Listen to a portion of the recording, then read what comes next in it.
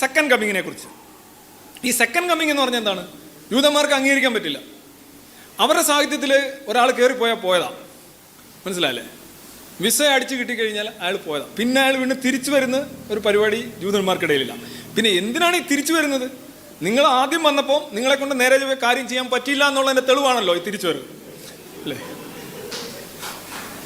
അല്ല, അതിൻ്റെ കാര്യമില്ല. നിങ്ങളൊരു പരിപാടിക്ക് വരിക, നിങ്ങൾ മിസ്സിയായിട്ട് വരിക, നിങ്ങളുടെ ഡ്യൂട്ടി ചെയ്ത് മുറി വൃത്തിയാക്കി പോയി കഴിഞ്ഞാൽ പിന്നെ വീണ്ടും ഒന്നുകൂടെ വരേണ്ടി വരുമെന്ന് പറയുന്നത് രാജമാണിക്യം സിനിമയൊന്നും അല്ലല്ലോ. അല്ല, ജൂതന്മാരത് അംഗീകരിക്കില്ല. ജൂതന്മാർക്ക് സെക്കൻഡ് കമ്മിങ് എന്ന് പറയുന്ന സാധനമില്ല. അതാണ്. ആരൊക്കെ രണ്ടാമത് വരുമെന്ന് പറയുമ്പോഴും ചിന്തിക്കണം, അവർ പരാജയപ്പെട്ടവരാണ്.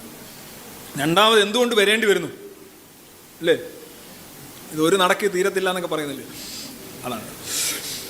സെക്കൻഡ് കമ്മിങ് എന്ന് പറയുന്നത് മെസ്സിയാനിക് ആണ്. അതായത് മെസ്സിയാനിക് ആയിട്ടുള്ള മിശിഹ കൺസെപ്റ്റുമായിട്ട് ബന്ധപ്പെട്ട സാധനമല്ല. മിശിഹ വരും, കാര്യങ്ങൾ ചെയ്യും, പോവും. അല്ല പിന്നെ വീണ്ടും കയറിയിറക്കമൊന്നുമില്ല. ആൻഡ് റവലേഷൻ എന്ന് പറഞ്ഞാൽ പുതിയ നിയമത്തിൻ്റെ ഭാഗമായിട്ടുള്ള സറിയലിസ്റ്റിക് സാഹിത്യമാണ് റവലേഷൻ. വായിച്ചു കഴിഞ്ഞാൽ വളരെ സ്ഫോടകാത്മകമായിട്ട് പിക്കോസോയുടെ സിനിമ കാണുന്നതുകൊണ്ട് ഉണ്ടാവും. പിക്കോസോ ചിത്രകാരൻ്റെ ഭാവന പോലെ. അതെ. And I saw heavens opened, and behold, a white horse, and he that sat upon him was called the faithful and true, and the righteousness he doth judge and make war. വെള്ള കുതിരമേൽ യേശു വരും എന്ന് Revelation പറഞ്ഞിട്ടുണ്ട്. കുതിരപ്പുറത്ത്. ഇത് ജൂതന്മാർ അംഗീകരിക്കില്ല, second coming. And he hath on his vesture and on his thigh a name written, King of Kings and Lord of Lords. Revelation പറയുന്നുണ്ട് അവൻ്റെ ഉത്തരീയത്തിലും അവൻ്റെ അവിടെ എവിടെയൊക്കെ ഈ നമ്മളെ ഈ നൈക്കിയൊക്കെ ഉണ്ടല്ലോ, അഡിഡാസ്, അതുപോലെയൊക്കെ എഴുതി വെച്ചിട്ടുണ്ട്, king of Kings and Lord of Lord's. യേശുവിൻ്റെ രണ്ടാം വരവിനെ കുറിച്ച് റവലേഷനിൽ പറയുന്നതാണ് 19:16. തിമോത്തിയിൽ പറയുന്നുണ്ട്, 2 Timothy 4:1, I charge you therefore before God and Lord Jesus Christ, who will judge the living and the dead. അദ്ദേഹം വന്നിട്ട് എന്ത് ചെയ്യും? ജീവിച്ചിരിക്കുന്നവരെയും മരിച്ചവരെയും ജഡ്ജ് ചെയ്യും. മരിച്ചവരെവിടെ ഇരിക്കുന്നത്? അതിനകത്ത് വെച്ചിട്ടുണ്ട്, പെട്ടിക്കകത്ത്. അവരെങ്ങനെയുണ്ട്? അവരതേപോലെ ഉണ്ടാവുമെന്നാണ് ക്രിസ്ത്യാനിറ്റികളിലെ പുതിയ പണ്ടേയുള്ള ഒരു വിശ്വാസം. നിങ്ങൾ പൊളിച്ച് നോക്കൂ, അത് തെറ്റാണെന്ന് തെളിയിക്കാൻ പറ്റും. ഈ യേശു വരുമ്പോൾ ഈ കല്ലറകളിലൊക്കെ കിടക്കുന്ന ടീമുകളില്ലേ, അവരെയും കൂടെ വിസ്തരിക്കും, കേസ് നമ്പർ വിളിക്കും. അന്നമ്മ ജീവിച്ചിരുന്നു AD 9-ാം നൂറ്റാണ്ട്, ഹാജർ. അല്ല പിന്നെ എങ്ങനെയാ?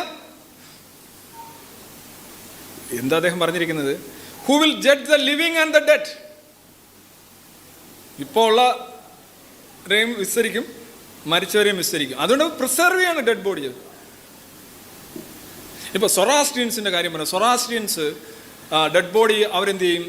അവർ ക്രിമേറ്റ് ചെയ്യത്തില്ല, ബറി ചെയ്യില്ല, ഒന്നും ചെയ്യില്ല. അവർ ചെയ്യുന്നതെന്ന് പറഞ്ഞു കഴിഞ്ഞാൽ അതിനെ സ്കാവഞ്ചേഴ്സ്, ശവന്തീനികൾ അതിനെ തിന്ന് നശിപ്പിക്കാനായി വിട്ടുകൊടുക്കുക ചെയ്തു. മനസ്സിലായോ? അവരതിൻ്റെ ഒന്നും ബാക്കി വെക്കാൻ അവർ ആഗ്രഹിക്കുന്നില്ല.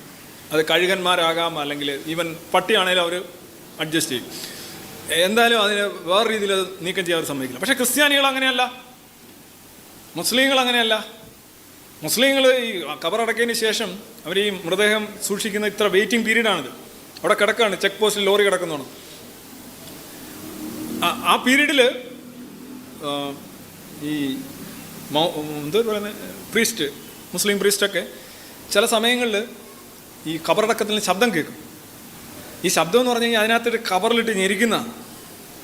അന്നേരം ഈ പ്രീസ്റ്റ് എന്നിട്ട്, മൗലവി എന്നിട്ട് പ്രത്യേക പ്രാർത്ഥനയൊക്കെ ഉണ്ട് അവർക്ക് ശാന്തി കിട്ടാനായിട്ട്. ഡോ ഒന്ന് ചേരുതല്ല എന്ന് പറഞ്ഞ്, തമാശയാണ് ഇത്, ചിരിക്കുകയായിരുന്നു.